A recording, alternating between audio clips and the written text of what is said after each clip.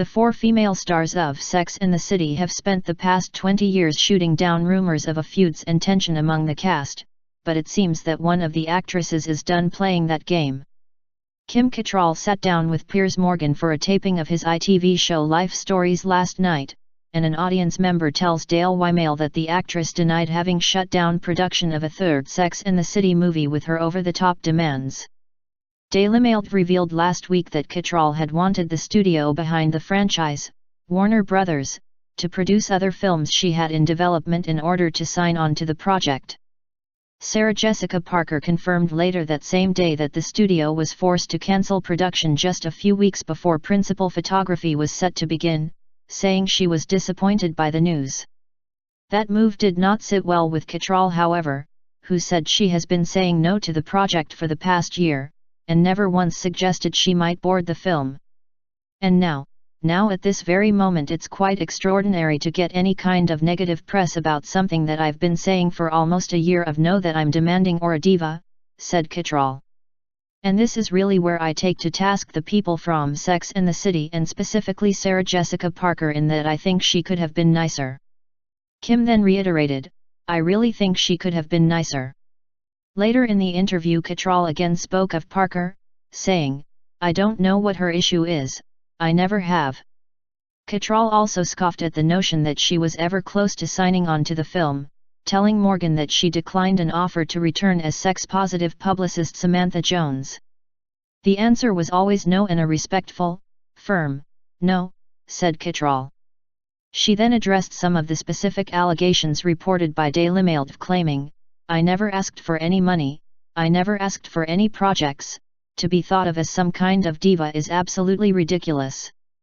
The exact demands that Cattrall made were not revealed by sources, but she has certainly been a valuable player to the studio.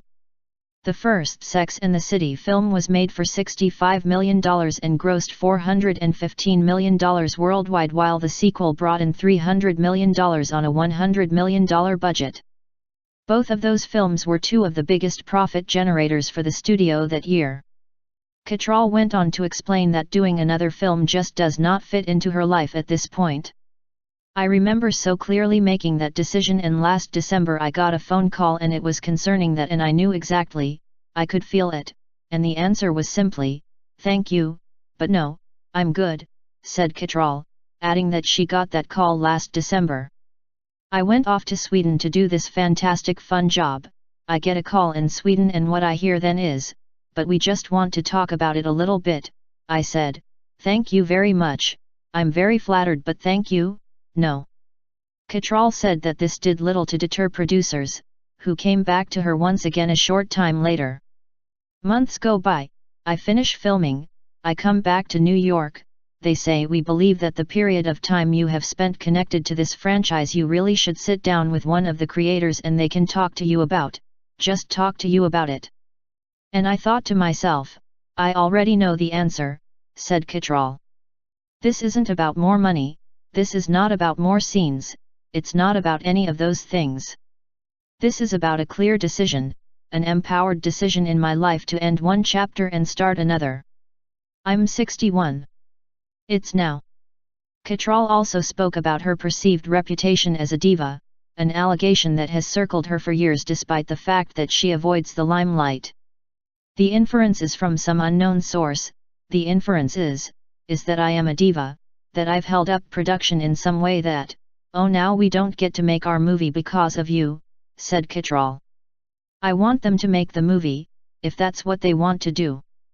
It's a great part.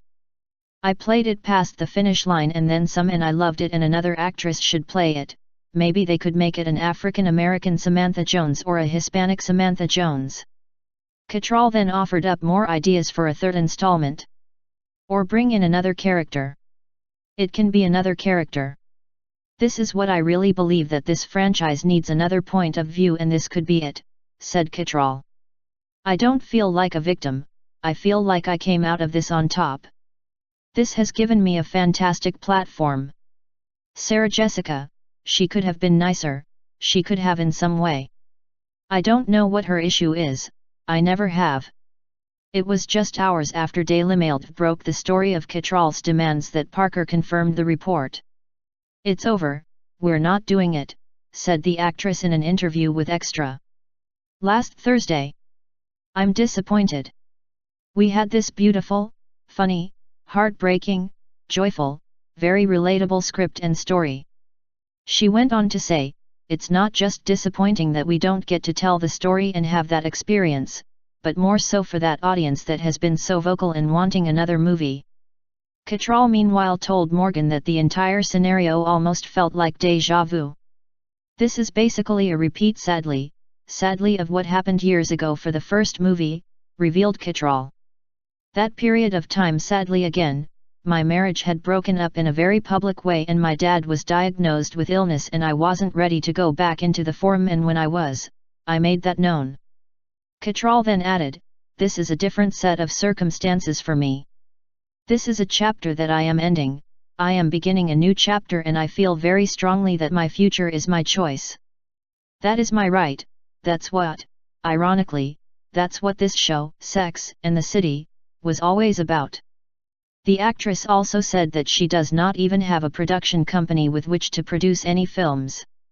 The only project that I wanted as a producer to make was Sensitive Skin and I made it and it was nominated for Emmy and I loved it and learned so much from doing it, said Cattrall. I have no other projects. Cattrall also confessed that she is not as close to her three co-stars, noting that they are different ages and lead very different lives. They all have children and I am 10 years older, and since specifically the series ended I have been spending most of my time outside of New York, so I don't see them. The common ground that we had was the series and the series is over, said Cattrall.